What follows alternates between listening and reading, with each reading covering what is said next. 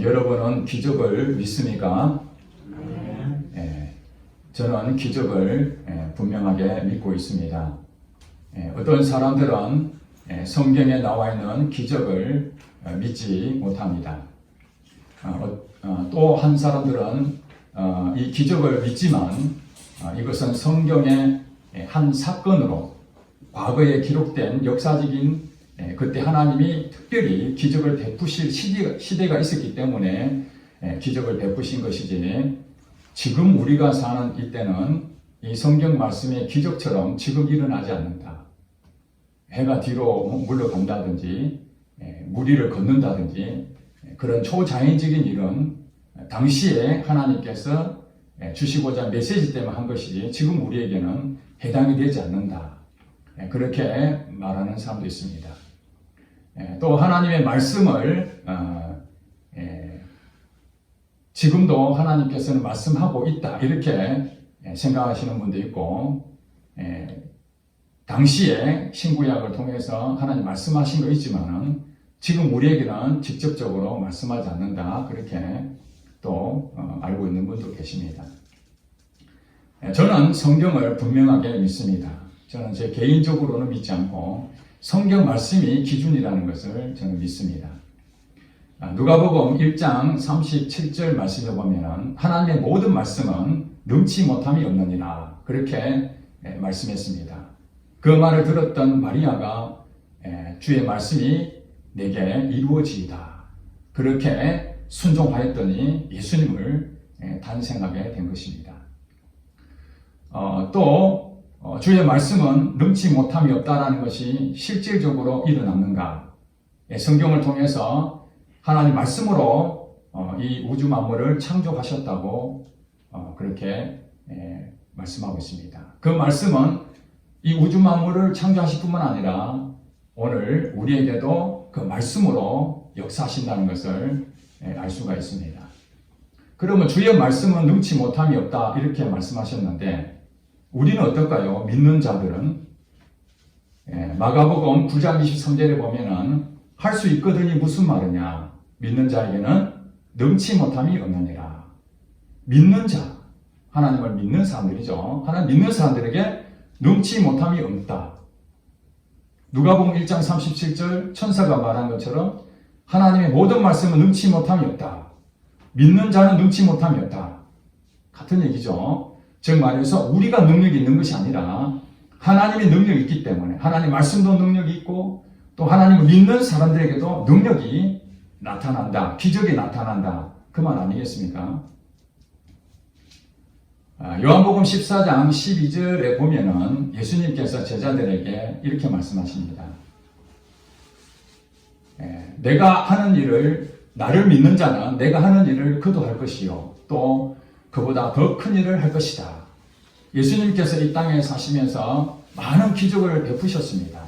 사복음서를 보면 정확하게 설명하고 있죠. 놀라운 기적들이 있었습니다. 예수님만 그렇게 했는가? 아닙니다. 제자들에게 말한 것이 그대로 이루어졌습니다. 나를 믿는 자는 내가 하는 일을 그도 할 것이요 그보다 더 큰 일을 할 것이다 하는 것처럼 제자들은 예수님 승천하시고 이후에 성령을 받아서 예수님처럼 질병을 고치고 귀신을 쫓아내고 복음을 전했을 때 수많은 사람들이 예수님 믿는 역사가 일어났습니다. 제자들만 그렇습니까? 이 명령은 제자들에게만 해당이 되는 것입니까? 사도 바울도 예수님한테 직접 얘기 들은 것이 아닙니다. 나를 믿는 자는 내가 하는 일을 그도 할 것이요 그보다 더 큰 일 한다는 것은 12 제자들에게 얘기를 했지만은 그 말씀이 사도 바울에게도 임하여 그도 기적의 사람이 되었습니다. 그가 가는 곳에 귀신이 떠나가고 질병에 치유되는, 심지어는 그가 쓰던 손수건을 가져가서 병자에게 얹으면 낫는 일이 생기게 됐습니다. 그러면은 구약의 기적이 엄청나게 일어나고 그것이 신약에도 나타나고 사도행전을 끝으로 이제 성경은 다 마무리가 되었는데 역사적으로 그 이후에 2000년이 지난 지금도 그러한 일이 일어나는가? 만약에 지금 우리가 살고 있는 이 세상에 기적이 일어나지 않고 있다면 우리가 기적이 있다고 믿는 것은 가짜죠. 어떤 사람은 성경에 기적 그것만 빼면은 내가 다 믿을 수 있는데 기적이 있는 것 때문에 믿지 못하겠다. 왜냐하면 오늘날 그런 기적이 어디 있느냐 그렇게 말하기 때문에 그렇습니다. 여러분 지금 오늘 이 현대사회에 귀신의 존재를 여러분은 믿고 있지 않습니까? 성경이 그렇게 말하니까 여러분 믿습니까? 예수님을 모르는 사람도 귀신의 역사를 경험하고 있습니다. 제가 자주 말씀드리지만은 무당은 귀신의 역사를 직접 경험하고 있지 않습니까? 그들을 통해서 나오는 수많은 사람들의 경험담을 들어보면은 아 진짜 사단이 있구나, 귀신이 존재하는구나. 귀신이 지금도 살아있다는 것이라면은 하나님은 신약과 구약의 하나님이 아니라 오늘 2000년이 지난 우리에게도 지금 살아있는 하나님 아니겠습니까? 귀신은 지금도 살아 역사한다는데 하나님은 도대체 어디 있다는 것입니까? 우리가 기적이 있다고 믿지만은 실제로 우리가 기적을 체험하지 못한다면은 기적이 있든 없든 크게 우리가 잘 모를 것입니다. 그래서 야고보 선생은 5장 6절에 그렇게 말하고 있습니다. 의인의 강구는 역사하는 힘이 큽니다. 의인의 강구, 기도죠, 기도. 하나님 믿는 사람들 말하는 것입니다. 하나님을 믿는 사람, 예수님을 믿는 사람들에게는 그 기도하는 것이 역사하는 힘이 크다. 즉 기도의 능력이 나타난다는 것입니다. 우리가 기도하는데 아무것도 나타나지 않는다면 그것은 기적이 아니죠. 우리가 믿는 사람들이 기도했을 때에 나타나는 현상들, 그 기적을 바라고 기도하는 거 아니겠습니까? 예수를 안 믿는 사람들도 기도합니다. 그러나 그들에게는 기도에 대한 응답이 없습니다. 왜냐하면 살아있는 그 신을 믿지 않기 때문에. 다 죽어있는 신을 믿고 아무 힘이 없는, 생명도 없는 바위라든지 태양이라든지 나무라든지 이런 것을 믿고 기도하느니 그게 무슨 응답이 있겠습니까?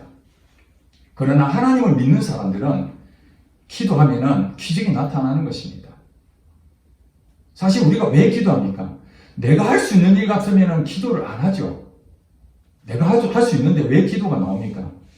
내가 감당하지 못하고 내가 아무리 힘을 써도 할 수 없으니 절대자이신 전능하신 그 하나님, 그 살아계신 그 하나님에게 간절한 마음으로 기도하는 것이죠. 그때 하나님께서 그 응답하시는 것입니다. 오늘날도 수많은 사람들이 하나님의 기적을 체험하고 있습니다.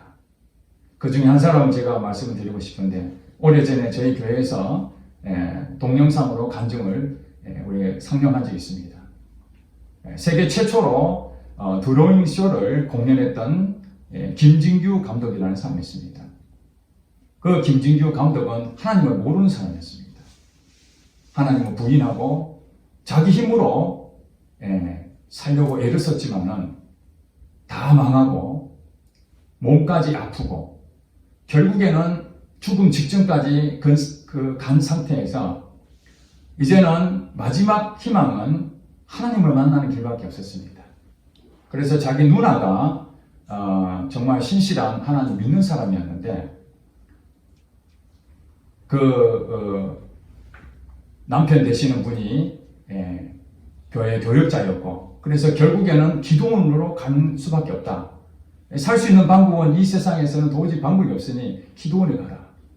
그래서 자기는 믿고 싶지 않았지만 마지막 그 가는 길에 이제 내가 여기서 죽는구나 그렇게 생각하고 그 기도원 가는 그 차에서 자기가 하나님 앞에 마지막으로 고백했습니다.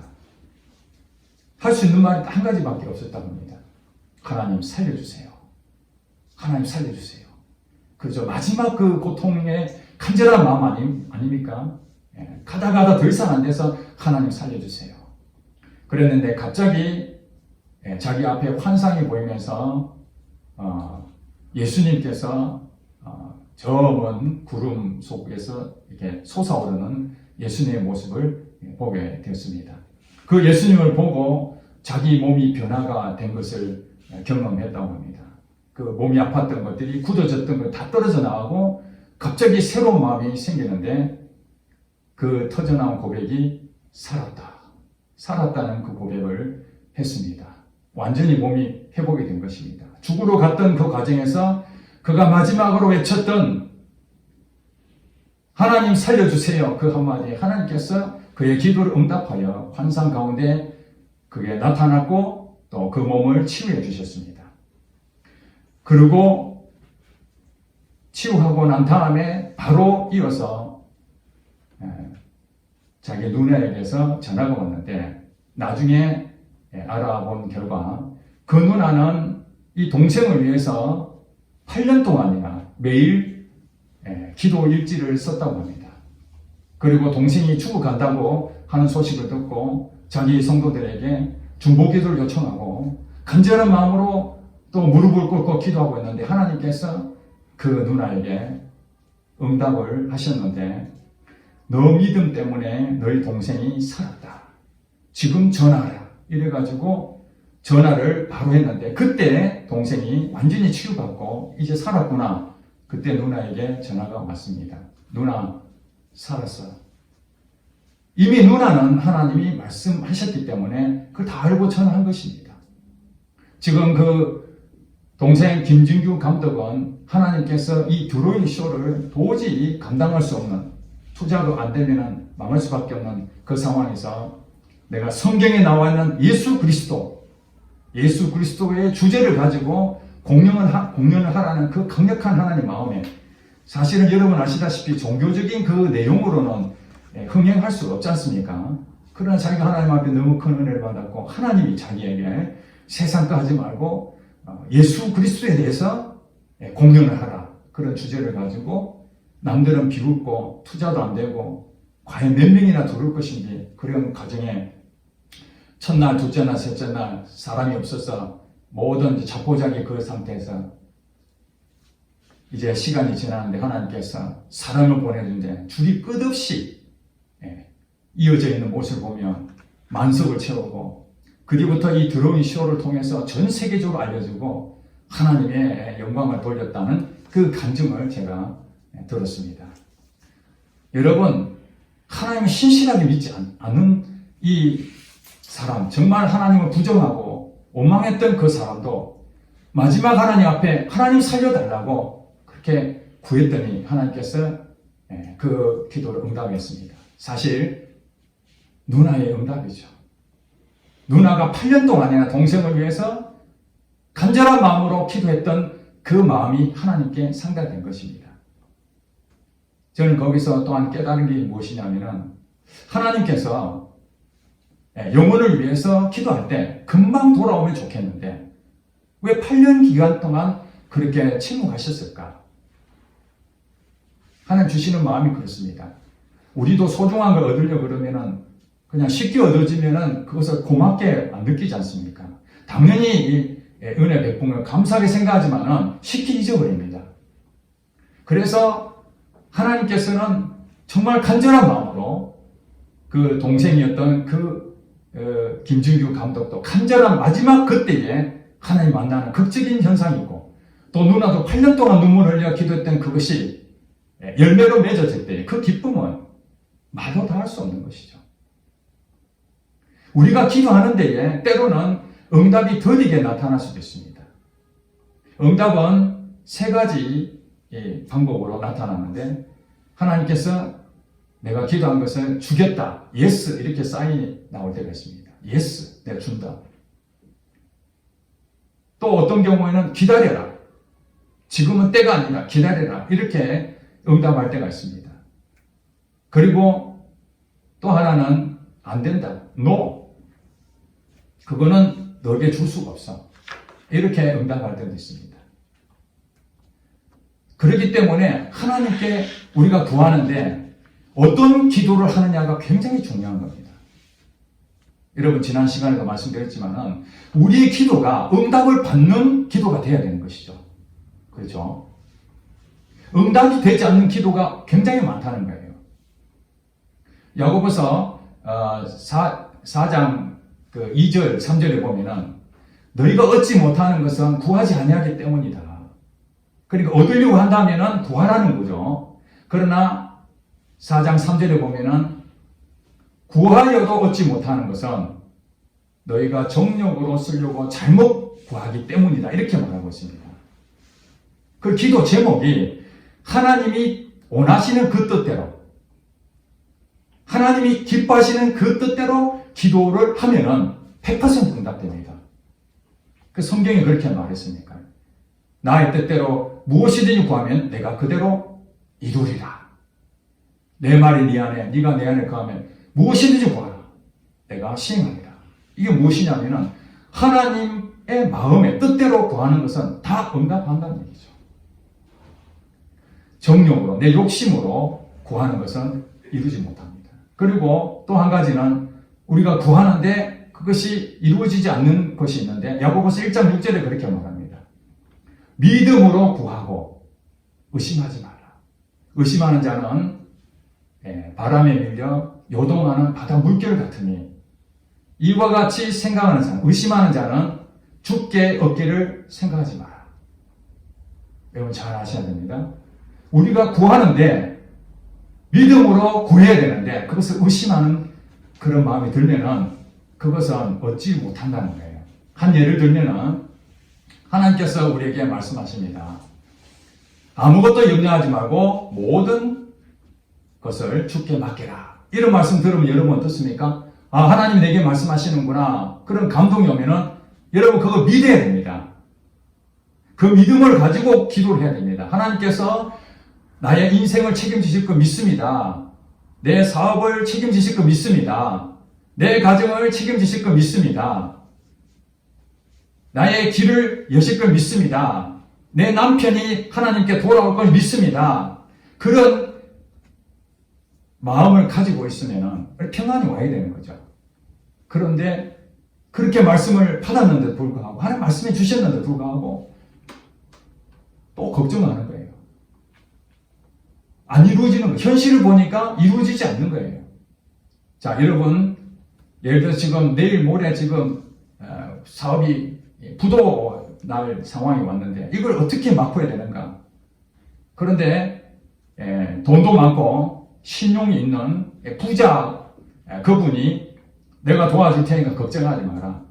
너 날짜가 언제냐? 내일 모레까지 반드시 돈 입금해 줄게. 이렇게 얘기를 들었다면은 그러나 저녁에 잠을 못 잡니까? 아니면 잠을 잘 잘 수 있습니까?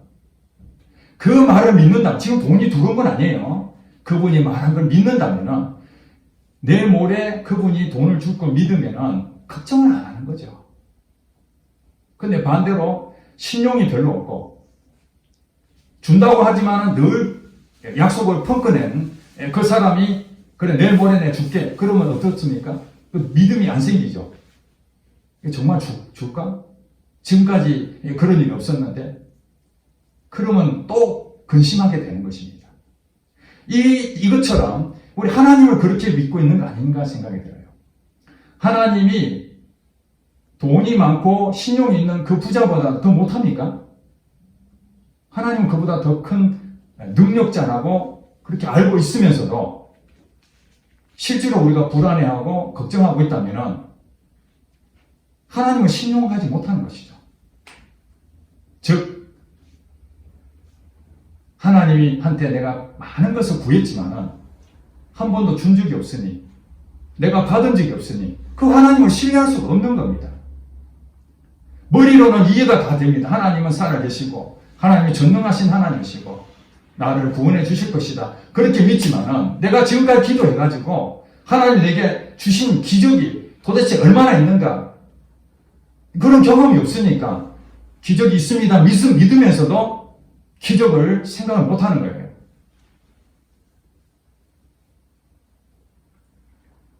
하나님을 기적을 체험하려면 하나님을 절대적으로 믿음으로 가지고 기도해야 됩니다. 그렇게 기도했던 사람이 다윗이었습니다. 하나님을 절대적으로 믿었습니다. 여러분 여러 차례 제가 말씀드렸지만 다윗은 능력이 뛰어난 사람이 아니었습니다. 왜냐하면 가정에서도 인정을 못 받았잖아요. 우리가 큰 인물은 떡잎부터 한다고 그러지 않습니까? 어렸을 때부터 하는 행동 보면은, 아, 이 친구는 성공하겠어. 그런 딱 느낌이 오는데, 다윗은 가정에서도 인정을 못 받았다는 얘기는 별로 두각이 없었다는 거예요. 저기, 양의 그 똥이나 치우는 그런 일, 허드렛 일이나 할 정도로 인정을 못 받았던 다윗이었지만은, 그러나 그는 하나님을 절대적으로 믿었습니다. 하나님을 믿었습니다. 다윗은 전쟁터에 나가서 싸우는데 자기 힘으로 한 것이 아니라 항상 하나님하고의 그 믿음을 관계를 가지고 하나님에게 묻는 기도를 했습니다. 이것이 하나님께서 다윗을 내 마음에 합한 자다. 그렇게 말하고 있습니다. 다윗이 실수도 많이 했지 않습니까? 예. 남의 아내를 간음하고 또 살인죄를 저지르고 거짓말도 하고 누가 보더라도 다윗은 우리가 볼 때 존경할 만한 부분이 많이 없습니다. 그런데도 하나님께서는 다윗을 내 마음에 정말 딱 맞는 사람이다. 이렇게 칭찬하신 결정적인 것 중에 하나가 하나님께 절대적인 믿음을 가지고 물었어요. 오늘 14장 8절부터 17절까지 우리 역대상 읽었지 않습니까? 다윗이 드디어 왕이 됐습니다. 남쪽에 있는 유다 쪽에서도 왕이 되었고 이제 북쪽에 있는 이스라엘까지 다 통합적인 왕이 되었습니다. 그러나 늘 이스라엘과 관계가 좋지 않았던 이 블레셋이 그 소식을 듣고 다윗을 쳐야 되겠다. 그리고 이 골짜기에 르바임이라고 르바임 골짜기에 그들은 진을 치게 됩니다.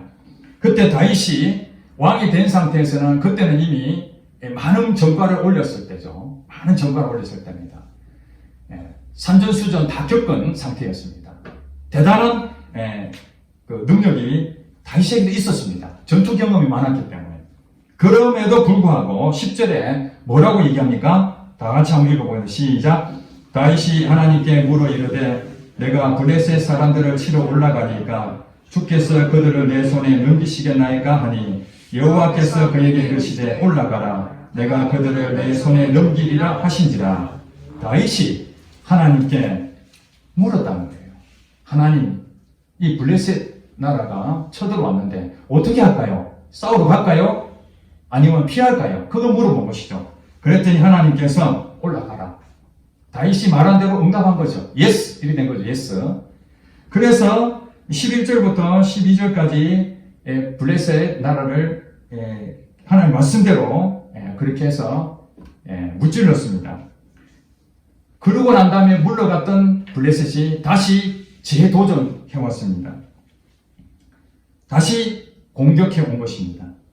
그때도 똑같이 다윗은 14절에 다 같이 한번 읽어보겠습니다. 시작. 다윗이 또 하나님께 묻자온데 하나님이 이르시되 마주 올라가지 말고 그들 뒤로 돌아 뽕나무 숲을 맞은편에서 그들을 기습하라. 이제는 하나님께서 네가 생각한 대로 올라가라 이렇게 말씀 안 하시고 뭐라고 말합니까? 기습 작전을 펼치라는 거예요. 참 여러분 이 말씀을 보면서 어떤 생각이 듭니까? 하나님은 구체적이고 이미 어떻게 해야 될 것인지 하나님은 다 알고 계신다는 것이죠. 똑같은 전쟁인데 어떤 경우는 이렇게 해라고 어떤 경우는 이렇게 하라고 하십니다. 그러니까 우리가 물어봐야 돼요. 만약에 다윗이 하나님께서 지난번에 물었더니 올라가라 했으니까 이번에도 올라가면 되겠지 했다면 패배했을 것입니다. 그 경험을 믿고. 그러나 다윗은 또다시 이번 전쟁은 하나님께서 어떻게 하실 것인지 다시 묻습니다. 그랬더니 하나님께서는 이번에는 올라가지 마라. 기습을 해라. 그대로 했더니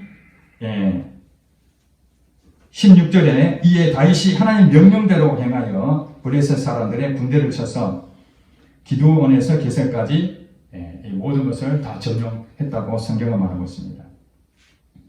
하나님의 명령대로 하는 것이 우리 믿음의 사람들입니다. 하나님 말씀하시지 않습니까? 그럼 아멘하고 그것을 순종하는 것입니다. 근데 우리는 뭐냐면은 이 응답 받는 거, 하나님 주시는 이 사인을 잘 봐야 돼요. 내가 원하는 대로 응답이 될 줄로 생각하면 우리가 그걸 놓칩니다. 어떤 사람이 물에 빠졌는데 하나님께 구원을 요청해요. 하나님 살려주세요. 물에 빠져있는 하나님 살려주세요. 그렇게 하나님 기도했습니다. 그랬더니 사람들이 그 소리를 듣고 나뭇가지를 던졌습니다. 그걸 잡아라고. 그랬는데 나뭇가지를 잡지 않았습니다. 그러면서 또 하나님 살려주세요. 그렇게 기도했는데 또 사람들은 구명 보트를 거기에 띄워줬습니다. 그것도 거절했습니다. 또 하나님 살려주세요. 더 급한 마음을 하는데 사람들이 헬기를 띄워서 밧줄을 내려보냈습니다. 근데 그것도 잡지 않았습니다. 결국 그 사람은 물에 빠져 죽었습니다. 하나님 앞에 가자마자 따졌습니다. 하나님, 내가 그렇게 살려달라고 요청을 했는데 왜 하나님 가만히 있었습니까? 하나님 뭐라고 하시냐면 내가 너에게 응답한다고 3번이나 보내줬는데 왜 그걸 다 거절했느냐? 나는 하나님이 직접 나를 구해줄 줄 알았지요. 나무까지 던진 게 나는 그렇게 구한 줄 몰랐죠. 헬기 밧줄 주는 거 그것인지 몰랐지요. 그렇습니다. 우리가 하나님 앞에 기도하면서 하나님 믿음 주세요. 하나님 축복해 주세요. 내가 하나님 뜻대로 살겠습니다. 하나님 나를 죽여주세요. 그러면서 여러분 기도했잖아요. 그러면 어떻게 하나님 응답하십니까? 내가 원하는 대로 응답하는 것이 아니라 하나님이 말씀하신 대로 응답합니다. 고난을 줍니다. 고난을. 하나님 믿음 주세요. 그러면 하나님이 고난이라는 응답을 주십니다. 그럼 여러분들이 이 고난이 믿음을 주시는 하나님 응답이구나 하고 그 고난을 감당하는 거죠. 그 고난을 통해서 하나님을 믿지 못했던 걸 끊임없이 내가 믿음으로 바뀌어지는 과정을 겪는 거예요. 그런데 하나님 고난 말고요. 그거 아닙니다. 하나님 믿음 주세요. 그러면 무슨 큰 능력이 자기에게 임해서 기적이 막 나타나고 엘리사, 엘리야처럼 막 그렇게 생각한다면 그건 오산이에요. 물론 하나님께서 그렇게 역사하실 수도 있습니다. 은사를 주셔서 놀라운 기적을 체험할 수도 있지만은 내가 원하는 대로 응답이 없다고 해서 그것이 아니라는 거 생각하면 안 되는 것입니다. 하나님 사인을 잘 봐야 돼요. 하나님의 사인을 봐야 되는데 어떻게 응답하시냐? 가장 대표적인 것이 하나님 이 성경 말씀을 통해서 응답하십니다.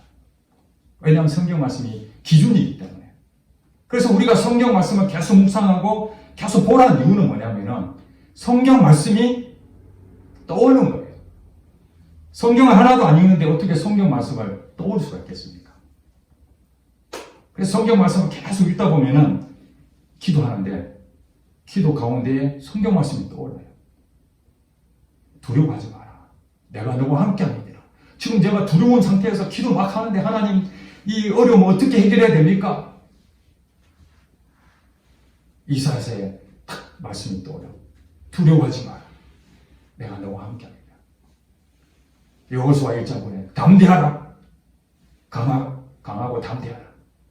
내가 너와 함께합니다. 그 말씀이 딱 생각날 때 평강이 오는 거 아닙니까? 이것이 하나님의 사인인 거예요. 하나님 내게 주시는 말씀입니다. 그리고 때로는 꿈으로도 말씀할 때가 있습니다. 솔로몬이 꿈을 꿨습니다. 하나님이 나타나셔서 너 뭘 원하느냐? 하나님 지혜를 원합니다. 내가 지혜도 줄게. 깨워보니까 꿈이었어요. 솔로몬이 응답받았습니다. 그 꿈을 개꿈으로 생각하고 무시했다면 아무것도 모르겠죠. 하나님 때로는 꿈으로 말씀하십니다. 그리고 또 환상 가운데 말씀하실 때가 있습니다.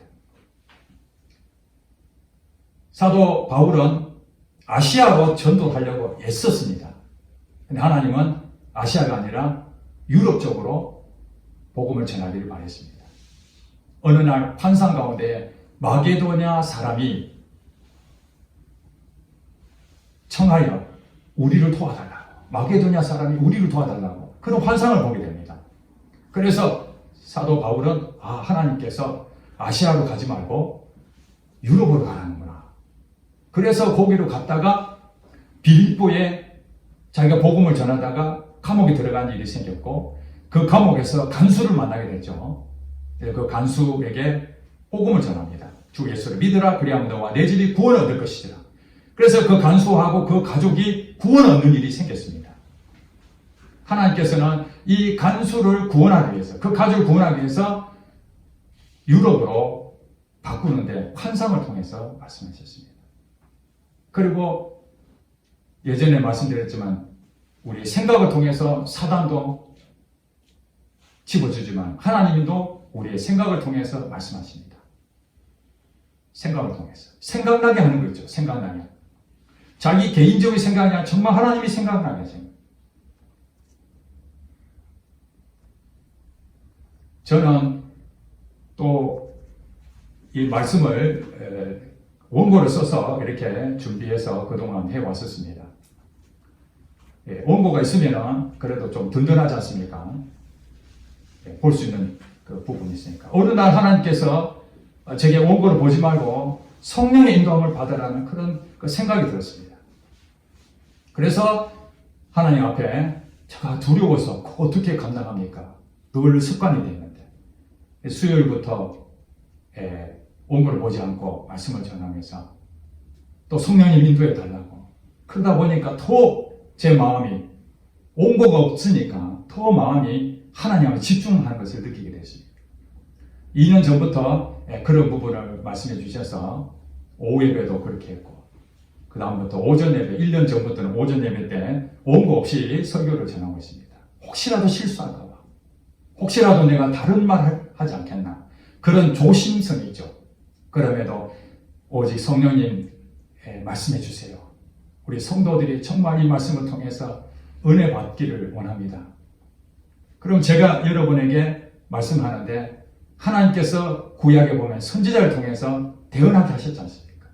직접 전하지 못하니까 사람을 통해서 하나님 말씀하셨습니다. 구약의 선지자를 오늘날 목사도 그와 같은 일을 하지 않습니까? 그러므로 사람의 말로 받지 아니하고 하나님의 말로 받는 것이죠. 그 말씀이 하나님 말씀이라고 받게 될 때에 그 말씀이 내게 생명이 된다는 것입니다. 여러분, 우리가 어떤 일을 결정해야 되고 무엇을 어떻게 해야 될지 몰랐을 때에 하나님이 내게 말씀해 주신다면 얼마나 감사하겠습니까? 내가 하는 일에 하나님 정말 원하시는 건지 하나님이 이걸 원치 않으시는 건지 모르기 때문에 하면서도 뭐가 잘 안 풀리면 이거 지금 해야 되는데 맞나? 해서는 안 되는 것인지 계속 고민하지 않습니까? 물론 하나님께서는 그럼에도 불구하고 합력하여 선을 다 이루십니다. 우리가 실수하는 것조차도 하나님께 그걸 선으로 바꿔주신 하나님이십니다. 정말 좋은 하나님이십니다. 그럼에도 불구하고 미리 지금 현재 하나님이 내게 뭘 원하시는지 알 수만 있다면 얼마나 유익하겠습니까? 그래서 저는 말씀을 통해서 하나님께서 이 땅에 기적이 있고 하나님이 분명히 말씀하신다는 걸 제가 확신하기 때문에 저는 이 다윗처럼 시간만 날 때마다 묻는 기도를 합니다. 하나님, 제가 오늘 이번 주에 어떤 말씀을 전해야 될까요? 늘 하는 일, 하나님 말씀해 주세요. 말씀해 주세요. 원고도 없이 설교해야 되는데 하나님 말씀해 주세요. 그리고 기도하잖아요. 기도하면은 예화가 떠오르고 또 성경 말씀이 떠오르고 그러면 계속 기도하면서 메모를 다 합니다. 그거 일주일 동안 모아가지고 정리해서 제 머릿속에 어느 정도 이렇게 만들어 놓고 지금 성령의 인도함을 받고 여러분을 전하고 있는 것입니다. 묻는 기도. 하나님 제가 어떻게 할까요? 그럼 하나님께서 말씀해 주시죠. 여러 가지 방법으로. 또 환경을 통해서도 말씀하시고 이 하나님이 말씀하신 이 사인은 여러 가지입니다. 그것을 처음에는 잘 모르니까 그냥 지나쳐 버리는데 한번 그것을 캐치하기 시작하면은 하나님 이게 말씀하시는구나.